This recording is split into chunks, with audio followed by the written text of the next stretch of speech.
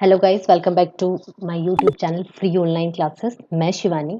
आज से हम एनवायरमेंटल स्टडीज करेंगे। जो सीटेट के प्राइमरी का पेपर होता है उसमें एक 30 क्वेश्चंस की ईवीएस का सेक्शन आता है, जिसमें ईवीएस की पेडागोजी भी आती है और ईवीएस के 3 to 5 की जो एनसीईआरटी की बुक होती है उससे क्वेश्चन आते हैं। तो आज से हम इसको स्टार्ट करेंगे। सबसे पहला जो हमारा पार्ट होगा वो इंट्रोडक्शन का होगा कि क्यों हम एनवायरमेंटल स्टडीज को पढ़ रहे हैं, क्या है एनवायरमेंटल स्टडीज में, क्यों हम एनवायरमेंटल स्टडीज की पेडागोजी पढ़ेंगे, क्यों ये इंपॉर्टेंट है। ये सब चीज़ें हम अपने पहले इस क्लास में डिस्कस कर लेंगे। अगर आपको पसंद आएगा इस तो मेरे चैनल को लाइक एंड सब्सक्राइब करना ना भूलिएगा।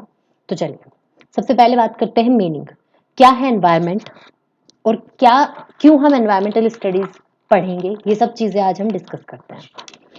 ये तो हमें पता है कि 1 से 5वीं कक्षा के जो बच्चे होते हैं वो कोई भी चीज़ होती है या किसी भी चीज़ को या अपने एनवायरनमेंट को भी एक पूरी तरीके से देखते हैं। उनको नहीं पता होता कि इसको हमें विज्ञान में अलग करना है, इसको मैं सोशल साइंस में अलग करूँगी, इसको मैं एसएसटी में अलग करूँगी, कल्चरल वर्चरल वो सब चीज़ों को इकट्ठा देखता है। तो हम उसी तरीके से इस चीज़ को भी पढ़ेंगे कि जब भी हम एनवायरमेंटल स्टडीज़ की बात करेंगे 1 to 5th, तो एज अ टोटैलिटी या फिर एज अ समग्र रूप से हम उसको देखेंगे।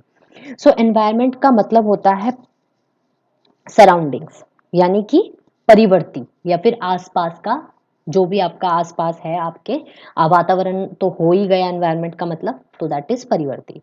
और पर्यावरण शब्द परि प्लस आवरण दो शब्दों से मिलकर बना है, जिसका अर्थ होता है सराउंडिंग्स। जैसे मैंने पहले ही बताया, अंग्रेजी में पर्यावरण का मतलब होता है एनवायरमेंट, ठीक है, जिसका मतलब होता है एनवायरन घेरना या मेंट चारों ओर से। शाब्दिक अर्थ है चारों ओर से घेरना, हम चारों ओर से किसी न किसी चीज से घिरे हैं, दैट इज योर एनवायरमेंट यानी कि सराउंडिंग्स। इसीलिए जब भी हम चाइल्ड डेवलपमेंट पेडागोजी की बात करते हैं तो उसमें भी हम एनवायरमेंट को बहुत इंपॉर्टेंट रोल प्ले कराते हैं। एनवायरमेंट में सिर्फ हम यही नहीं देखते कि हम उनमें ये देखते हैं कि सामने वाले का बिहेवियर कैसा है, अगर हम चाइल्ड डेवलपमेंट पेडागोजी की बातें करते हैं तो सम ऑफ, अब हम कह सकते हैं कि पर्यावरण का मतलब ये भी है कि जो भी आपके पास परिस्थिति है, sum of all the conditions and influences जो आपकी डेवलपमेंट को अफेक्ट करे या फिर सभी ऑर्गेनिज्म की डेवलपमेंट को अफेक्ट करे, दैट इज एनवायरनमेंट। मानव के चारों ओर का वो क्षेत्र जो उसे घेरे रखे, उसके जीवन की क्रियाओं को चाहे वो डायरेक्ट इन्फ्लुएंस करे या इनडायरेक्टली इन्फ्लुएंस करे, प्रभावित करे, वो क्या है पर्यावरण। पर्यावरण को आप ऐसे भी समझ सकते हो, आपका आस पड़ोस, कैसे आप अपने आस पड़ोस को देखोगे। तो पर्यावरण की कुछ विशेषताएं हैं। आई थिंक मुझे लगता है विशेषताओं में हम ये भी डाल सकते हैं कि फिजिकल और बायोलॉजिकल दोनों चीजें दिखती हैं इसमें। एक एक्टिव है एनवायरनमेंट, आपका एक्टिव होता है, प्रोग्रेसिव होता है, और संसाधनों का भंडार है पर्यावरण, आपके प्राकृतिक चीजें आपको बहुत मिलती हैं एनवायरनमेंट से, ये भी होता है। और पर्यावरण में एक एकता पाई जाती है, पार्थिव एकता तो पाई जाती है। और जीवधारियों का ये आवासीय क्षेत्र है या फिर हैबिटेट कहा जाता है इसको। नेक्स्ट हम बात करते हैं, कोई भी ऑर्गेनिज्म जो है वो अपने एनवायरनमेंट में ही रहता है, और एनवायरनमेंट हम कंसिस्ट करते हैं, हमारे लिए एनवायरनमेंट का मतलब होगा एयर वाटर एंड लैंड, ठीक है। बट इससे भी ज्यादा बड़ा है एनवायरनमेंट, एयर वाटर लैंड से भी काफी वाइड है, क्योंकि जब हम डिफरेंट डिफरेंट पर्सपेक्टिव में देखेंगे तो एनवायरनमेंट का डिफरेंट डिफरेंट मीनिंग निकलेंगे। तो सबसे पहले अब आती है एनवायरमेंटल स्टडीज। एनवायरमेंटल स्टडीज एक फील्ड है जिसमें हम एक सिस्टमैटिकली स्टडी करेंगे ह्यूमन की इंटरेक्शन की, कि कैसे अपने एनवायरनमेंट के साथ कोई भी व्यक्ति या कोई भी मानव अपने एनवायरनमेंट के साथ कैसे इंटरेक्ट करता है, उसकी स्टडी, फील्ड ऑफ स्टडी को हम एनवायरमेंटल स्टडीज कहते हैं। It is understand the function of various components of environment, ठीक है। इससे हमें पता चलता है एनवायरनमेंट के वेरियस कंपोनेंट्स के बारे में, कैसे वो वर्क करता है, ये सब चीजें हम इसमें डिस्कस करेंगे। ये भी पता चलता है इससे हमें कि कैसे प्रोसेस करते हैं water, air, land, social and organism. जो कहीं ना कहीं पॉल्यूशन हो रहा है, एनवायरमेंटल डिग्रेडेशन हो रहा है, ये उस चीज का भी हम इसमें एनालिसिस कर सकते हैं। और ये समझने की कोशिश करेंगे कि कैसे साइंटिफिक बेसिस किए जाएं, वो एक स्टैंडर्ड बनाया जाए ताकि वो सेफ हो, क्लीन हो और हेल्दी हो, मैन और नेचुरल के लिए, इकोसिस्टम्स के लिए। यानी इकोसिस्टम को अच्छा बनाएंगे, कैसे एनवायरनमेंट को हम हेल्दी बनाएंगे, ये सब चीजें हम इसमें देखेंगे। नेक्स्ट हम बात करते हैं क्या गोल है ईवीएस के, एनवायरमेंटल स्टडीज के क्या मेजर गोल हैं। तो एनवायरनमेंट की क्वालिटी को इम्प्रूव करो, अपने वातावरण की क्वालिटी को इम्प्रूव करो, सबसे बड़ी चीज़। दूसरा, अवेयरनेस जगाओ लोगों के बीच में कि कैसे आपको अपनी एनवायरमेंटल प्रॉब्लम्स को ठीक करना है।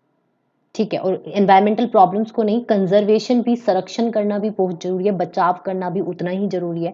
जैसे आज जल की समस्या आने लगी है, जल नहीं है, और देखा जाए तो काफ़ी ज़्यादा है ह्यूमिडिटी, मतलब देखा जाए तो गर्मी ज़्यादा बढ़ रही है, ओज़ोन लेयर का डिप्लेशन हो रहा है, ये सब चीज़ें जो हैं ये इन्हीं की एनवायरमेंटल डिग्रेडेशन की वजह से हो रही है। तो यही प्रॉब्लम हमें समझनी है।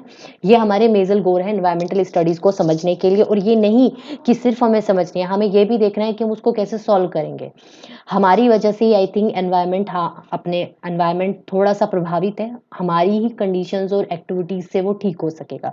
जब हम समझ जाएँगे कि वो कैसे ठीक करना है, तो वो धीरे-धीरे, धीरे-धीरे उसकी प्रॉब्लम सॉल्व होने लगेगी। सो हमें एक ऐसा एटमॉस्फेयर क्रिएट करना है जिससे लोग अपने आप पार्टिसिपेट करें और डिसीजन लें कि कैसे वो डेवलपमेंटल प्रोग्राम को इवैल्यूएट करेंगे, इसकी कैपेबिलिटीज उनके बीच में आ जाए। यानी कि वो खुद समझ सके कि अपने पर्यावरण को कैसे बचाना है, और पर्यावरण को बचाने का जो जिम्मा है वो बहुत जरूरी है, क्योंकि हम सब रहते हैं पर्यावरण के कारण। हमारी सराउंडिंग्स, हमारे चारों तरफ जो पर्यावरण है वो ही हमारे लिए सब कुछ है। नेक्स्ट, स्कोप ऑफ ईवीएस की अगर हम बात करें तो जो डे टू डे इंटरेक्शन आप अपनी सराउंडिंग से करते हो, ह्यूमन बींग्स जिसके साथ ह्यूमन बींग क्लोजली एसोसिएटेड होते हैं, वो काफ़ी ब्रांचेस ऑफ साइंस है। साइंस की ब्रांच से तो बहुत ही ज़्यादा है। ठीक है, ईवीएस साइंस की ब्रांच से रिलेटेड है। इकोलॉजिकल बैलेंस बना के आपको रखना है।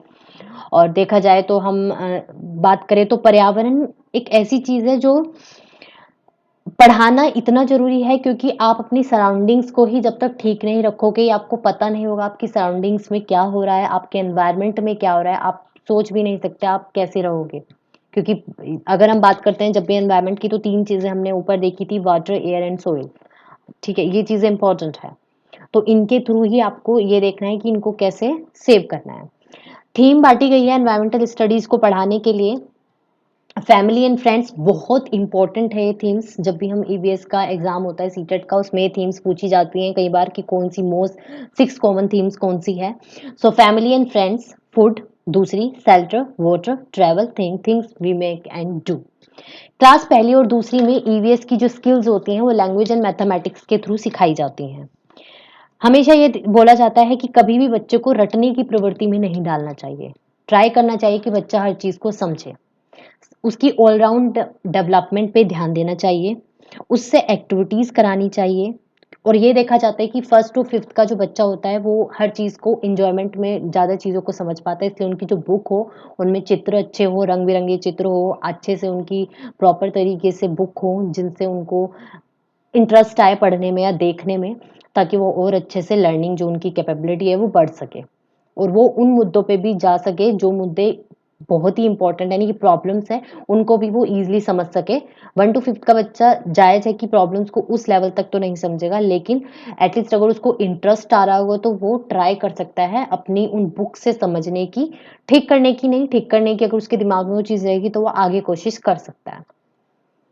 फोकस एरिया क्या होते हैं? क्लासरूम के बाहर होनी चाहिए ईवीएस की स्टडी, एनवायरमेंटल स्टडीज़ या कोई भी जो लर्निंग होती है वो क्लासरूम्स के अंदर ही तक सीमित ना रहे, ये माना जाता है। उसको बाहर भी, मतलब हर जगह को स्कॉलस्टिक और स्कॉलस्टिक की बात की जाती है, को स्कॉलस्टिक और स्कॉलस्टिक। क्रैमिंग नहीं होनी चाहिए, रट्टा मार एजुकेशन नहीं होनी चाहिए, चीज़ों को समझना चाहिए, लर्निंग होनी चाहिए एन्जॉयमेंट के साथ। वहीं 3 बहुत इंपॉर्टेंट एलिमेंट्स होते हैं एजुकेशन के, जिनके बिना एजुकेशन नहीं होती, teacher, curriculum and student. Curriculum और पाठ्यक्रम हम जिसको बोलते हैं टीचर। करिकुलम का जो वर्ड है वो कूरे, लैटिन भाषा के कूरे से लिया गया है, जिसका मतलब होता है भागना या दौड़ना। भागकर या दौड़कर आपको चीज़ अचीव करनी है।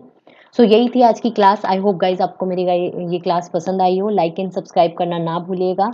नेक्स्ट क्लास में हम पढ़ेंगे मैगजिम्स ऑफ टीचिंग्स या लर्निंग प्रिंसिपल्स, कि लर्निंग के लिए कुछ प्रिंसिपल्स होते हैं, हम उनको डिस्कस करेंगे, और सूत्र होते हैं टीचिंग के, उनको भी हम अपनी नेक्स्ट क्लास में डिस्कस करेंगे। आई होप गाइज, अगेन आपको थैंक यू। अगर मेरी वीडियो पसंद आ रही हो तो लाइक एंड सब्सक्राइब करना ना भूलिएगा।